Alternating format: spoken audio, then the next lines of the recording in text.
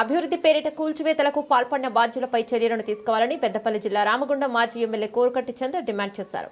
ఈ మేరకు రామగుండం కార్పొరేషన్ కార్యాలయం ఎదుట బీఆర్ఎస్ పార్టీ శ్రేణులతో కలిసి ఆందోళన చేపట్టారు.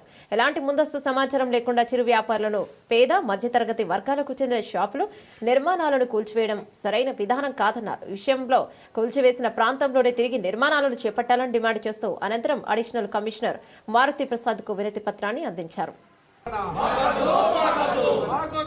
కాంగ్రెస్ పాలన కుటుంబానికి ఈ కూల్చివేతలకు ఎమ్మెల్యే మక్కర్ సింగ్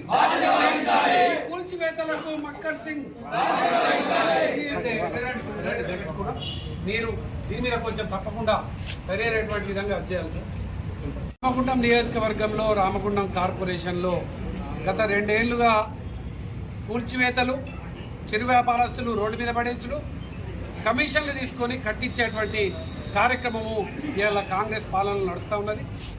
గత 2 రోజులుగా గోదావరికల్లో ఉన్నటువంటి ప్రతి ఒక్క గొంతు కూడా ఇవాళ అరుస్తూ ఉన్నది, ఇవాళ నినాదం చేస్తూ ఉన్నది. ఇక్కడ చౌరస్తాలో రోడ్లు వెడల్పు పేరిట సిరిశెట్టి మల్లేష్, ఆకుల మల్లేష్ కుటుంబం ఇవాళ రోడ్డు మీద పడ్డది.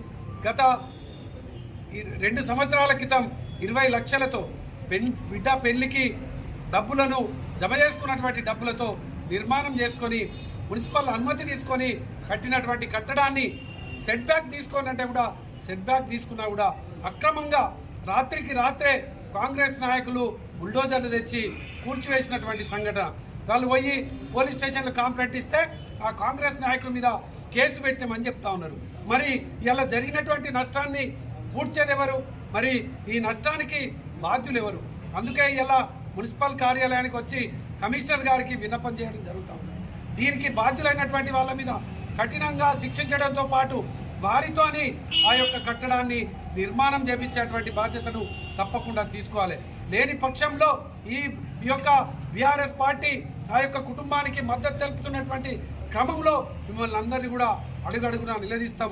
ఈ యొక్క మున్సిపల్ కార్యాలయాన్ని కూడా మళ్ళీ ముట్టడిస్తామని కూడా ఈ సందర్భంగా తెలియజేస్తా ఉన్నాం.